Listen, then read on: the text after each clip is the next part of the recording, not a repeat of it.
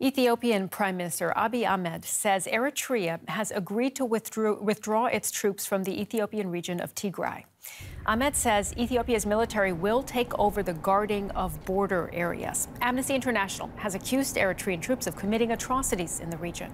Thousands of people have been killed since fighting began last November between Ethiopian government troops and the region's former ruling party, the Tigray People's Liberation Front, which is also an enemy of Eritrea. Let's get some perspective on this story now with William Davidson. He's a senior analyst for the International Crisis Group, an independent organization that has been monitoring the fighting in Ethiopia. Thank you for joining us. First of all, this is a very complex conflict. Can you explain what Eritrean troops were doing in the Tigray region?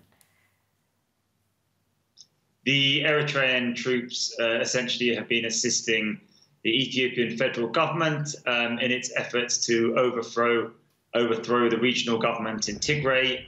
The war started in early November. Tigray's government was overthrown in late November. But that government is now commanding essentially rebel forces, and fighting has been ongoing since then. So Eritrean troops have been involved in that campaign to essentially eliminate the leadership of Tigray's government as a political force. And those Eritrean troops have also been accused of systemic looting of public and private property in Tigray, rampant sexual violence, and also atrocities against civilians, including mass killings. Yeah, we should mention that Eritrean and Ethiopian troops have been accused of these atrocities. And we've seen reports today that 2 refugee camps in Tigray have been completely destroyed. So what more can you tell us? Well, that's confirmation of something which has essentially been known for a while. The problem, or one of the problems of this conflict, has been verifying information. There was still a telecommunications blackout, almost a total internet blackout across Tigray, so it's been hard for people to get information out. It's been very hard for any sort of independent actor to visit those 2 refugee camps. Reports have come out, of course, but now we have confirmation, because humanitarian actors have been there, that the refugees have been displaced. We don't know where all of those refugees have gone. Some of them will be displaced into Tigray. Some of them seem to have been captured and taken back to Eritrea. Others will have fled further afield. And hopefully their whereabouts and their safety will be exposed in due course. If this is indeed a withdrawal by Eritrean troops, what does it mean? Does it mean an end to the conflict in Tigray?